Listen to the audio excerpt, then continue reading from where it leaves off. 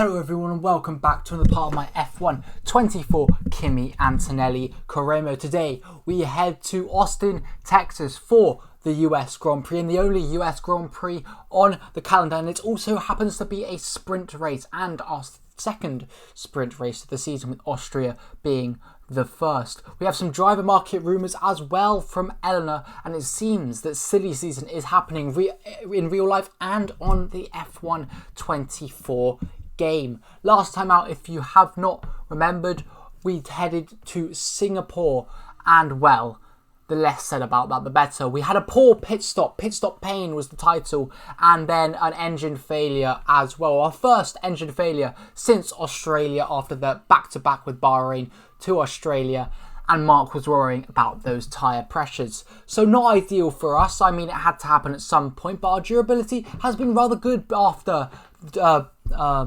Australia. It must be said, not that many engine failures since, but still 3 in a season is quite a lot, considering our teammate Alexander Albon has had only 1 or 2. As I said, we have to do some parts for the 2025 F1 season. We have to adapt some parts because there is a regulation change to the aerodynamics. However, whether we're leaving Williams or not, we will do the sportsman-like thing and develop and adapt those for them. As now we head to qualifying for the sprint.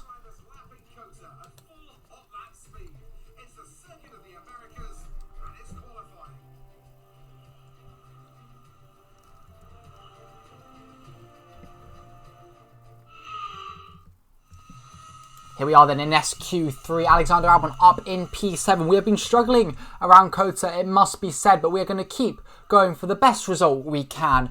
And as we come around the final corner and up to the line, it's a short run down to the line, and Leclerc said you should attack the final corner, but it's only P10 for us, and that is on the new tyres. And there's not much more we can do about that, and that is it for SQ3. We'll be qualifying P10 and starting there for the sprint. 4 tenths behind Carlos Sainz and Alexander Albon in P7, so a shocker from us in qualifying. Let's head to the sprint.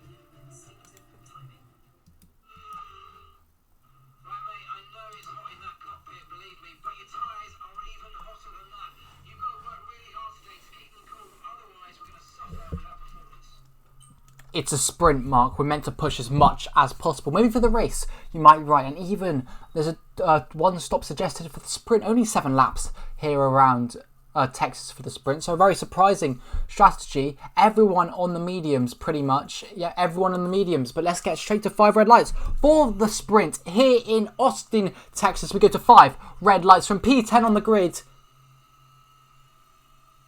It's lights out and away we go. Long hold. There we go. Away to a decent getaway. Albon, our teammate, not so much to head towards turn 1. Can we get break a lot later than many cars? We're going to go down the inside of even Fernando Alonso and we're up into P5. Great start from us. And Lance Stroll up ahead in P4. We always seem to be good off those starts and that trend continues today. As we are 7 tenths behind Lance Stroll, but I'm sure a few concertina effects into a few corners and we will gain a lot of time.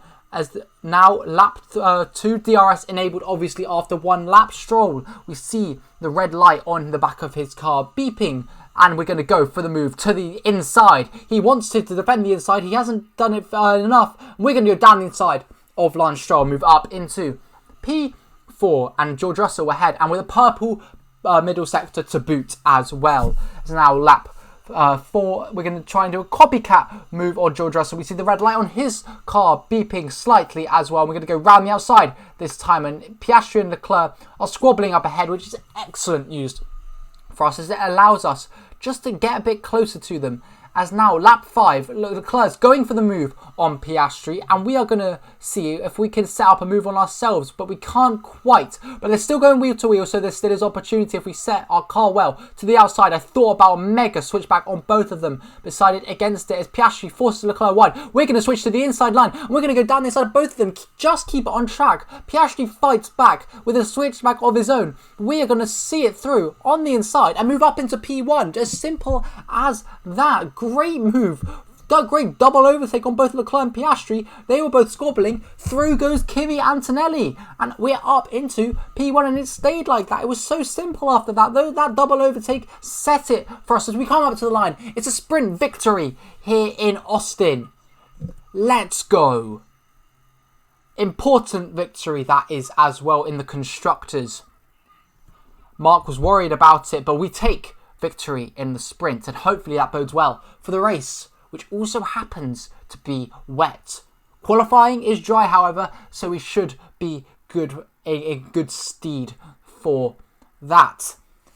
Alexander Albon, our teammate, has not done as well as us, it must be said. He did make it through into SQ3, qualified P7, but he dropped down to P9, so there's no points on offer for him. George Russell takes P4, Alonso P5, the other Aston Martin of Stroll in 6th, Norris 7th, and Perez takes the final points position in 8th. But Lewis Hamilton, poor qualifying from him, P18, could only make up 2 positions in 7 laps. In terms of the standings, not much has changed whatsoever.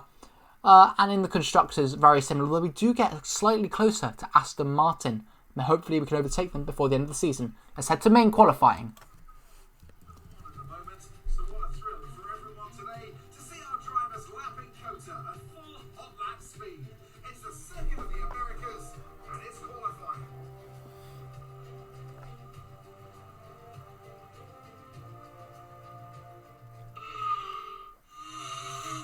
Here we are then in Q3.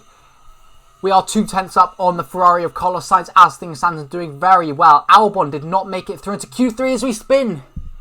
We make a mistake, a rare mistake it must be said, but it's a mistake that's cost us nonetheless. That was our only competitive lap. Our first one was just a banker in case some people didn't, but it's P10 for us.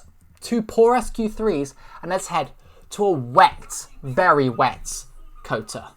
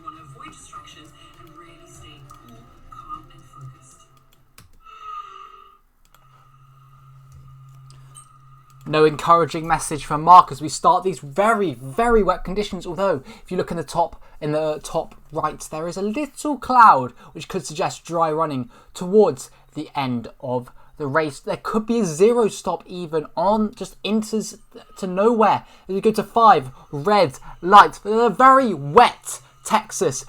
Here in season 1, it's lights out and away we go from P9. Someone's penalty elevated us as we go.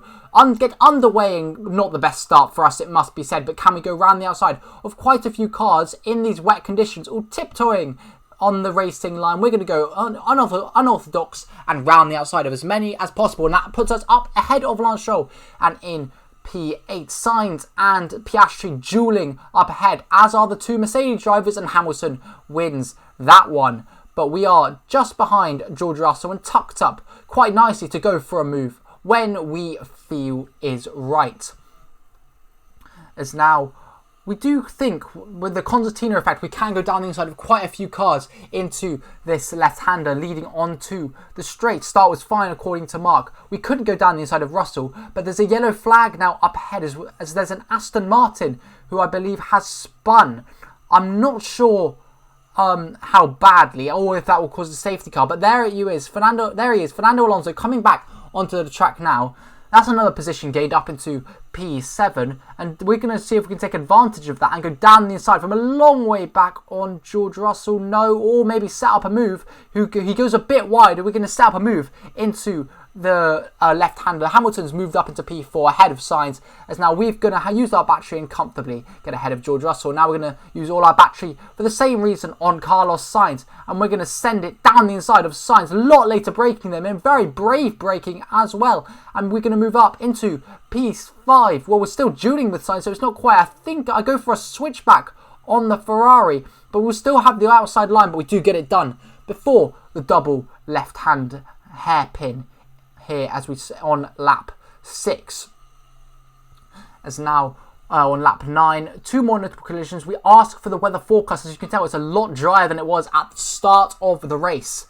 And we are fighting with Russell, and our tyres are going off incredibly quickly as well, which is really unfortunate because we want to make the zero stop work, but we just don't have the tyre wear. Those around us have much better tyre wear than us, and we're beginning to really struggle. As you see, the gap to Hamilton, 13.3 seconds, but we need to pit soon, as now it is lap 12. George Russell, still intermediate weather, is still 10 minutes according to Mark, and inters are the best tyres. We go 3 wide into turn 9. Piastri also thinks about a move. Nothing doing, but we just send it down the middle, and we're somehow not bruised from that at all. But you can see we're just struggling to just even get the power down on this car and turn the car. It's just so difficult, as we have to go incredibly wide, and we still miss the apex by quite a lot. I have a snap of oversteer as well, and Russell, even if he made a mistake, he'd still be right on our back.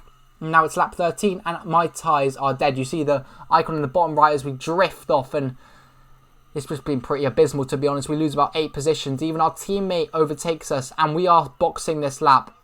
I know it's not probably dry tyres yet, but I have to. I have no other choice. My tyres are going to get a puncture.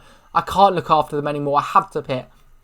Inters are still the best tyre, but it's just 66% on the left, on the bottom left, on the rear left one is just not good enough as we pit onto the medium tyres. So hopefully to take these to the end of the race, and hopefully the track will be dry enough to let us take them to the end of the race comfortably. As George Russell, who's gone onto the intermediates, comes out the pit lane, and yeah, that was the moment when I realised that maybe going on the dries was a bit early. You can see we're tiptoeing around the track. If we can survive this, then we might be able, and it dries up in one lap, we might be able to, and we get an objective to avoid leaving the circuit for a couple of laps, and well, I'll just let this pay for itself. Yeah, we went off immediately, which is not ideal, but we've lost 3 seconds in one sector to George Russell. It's too difficult for the dries. It's not slick tyres yet, but we had no choice. And unfortunately for us, that is going to be the end of our race because there's nothing we can do about it. We will stay out for a couple more laps. We ask Mark about the weather report. No rain, but the track is not drying fast enough. Inters is still the best tyre, despite it looking like it could be dries. Inters still seem the best, and we also now have a 3-second penalty on lap 15. And going off the track there, it's just depressing at this point, and we decide to save the car, retire it. It's unfortunate, especially off the back of our DNF in Singapore, but we went too early onto the dries. The gap to Russell was extending by about 5 seconds a lap, and it just wasn't worth it. So that's the end of our race. A quite depressing race, but on one positive for Red Bull at least, Max Verstappen takes the World Championship.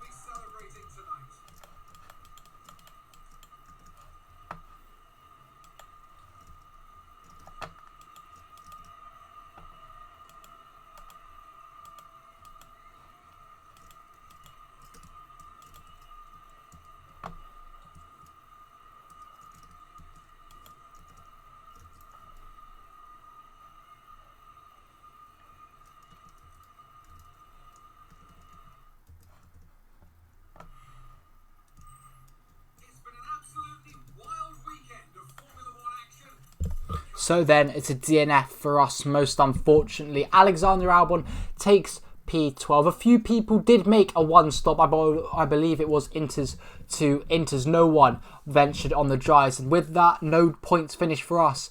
Aston Martin pull a gap in the constructors as we head back home after a double dismal weekend in Singapore and then Austin, Texas. But on a positive note, we are heading to Sao Paulo next weekend for a wild weekend in Brazil, including another sprint race. Super excited for that. Sao Paulo always produces a banger of a race.